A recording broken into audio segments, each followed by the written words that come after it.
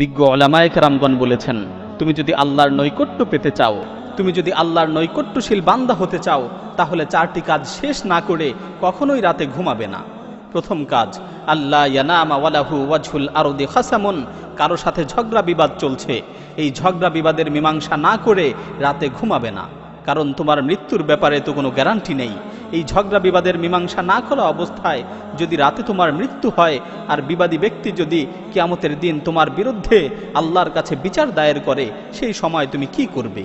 দ্বিতীয় কাজ, লা ইয়ামবাগি লাহু আইয়ানামা ওয়া ক্বাদ বাকিয়া আলাইহি ফারদুম মিন ফারাইদিল্লাহ, কোনো ফরজ কাজ বাকি রেখে রাতে ঘুমাবে না। আল্লাহ তাআলা তোমার উপর যেই কাজগুলোকে ফরজ করেছেন সেগুলো আদায় না করে রাতে ঘুমাবে না। মনে করো এশার নামাজ, এটা একটা ফরজ বিধান, তুমি এশার নামাজ না পড়ে রাতে ঘুমিয়ে পড়লে, আর রাত